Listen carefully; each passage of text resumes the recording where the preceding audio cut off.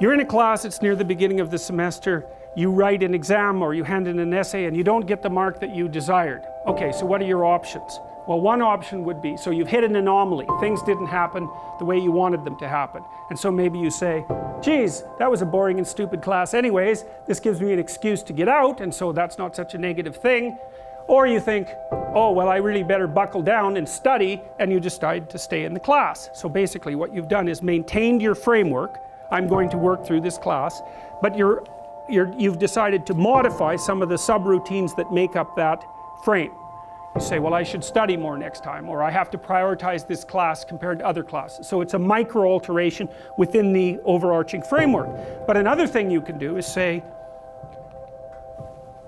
to hell with the class, I'll just drop it.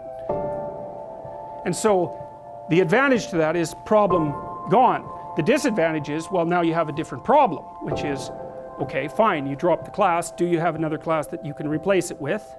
Is that a good way of dealing with a micro failure, you know, to move up a level of analysis and throw out the whole frame?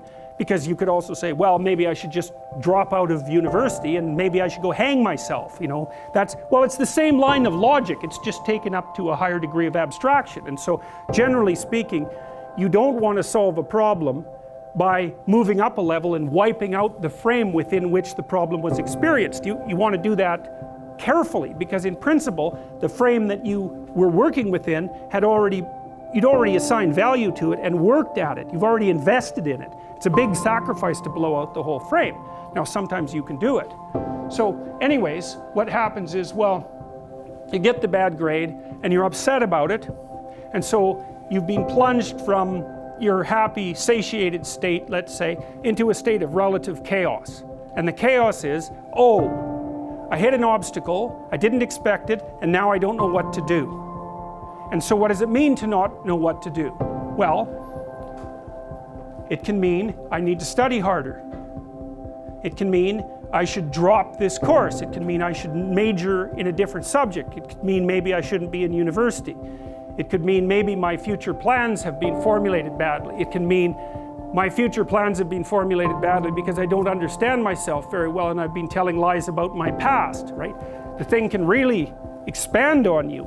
And that's what the chaotic domain is. That's the re-manifestation of those things that you had considered irrelevant, right? Because when you go to pick up the exam, you've got your identity as a competent student intact. You're not questioning whether you should be in the course or whether you should be in that major or whether you should be in university. None of that. That's all in the implicitly accepted category.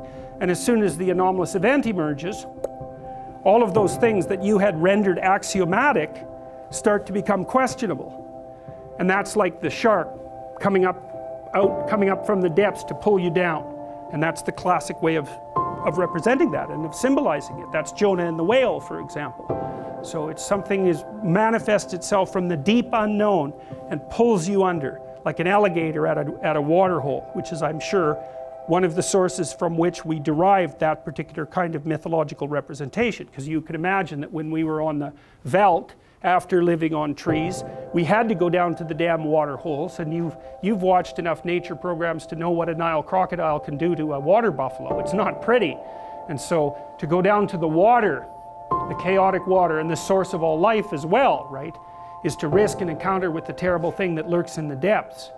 And so we use that as a central metaphor for mapping the sorts of things that happen to us in a much more abstract space. And you know that because one of the things you're going to do, let's say that the professor, there's a professor obviously who gave you the bad grade.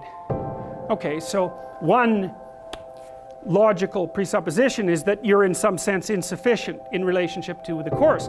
But another logical and instantaneous categorization is to throw that person into the category of malevolent predator. And you'll do that by becoming upset and cursing the person in your imagination.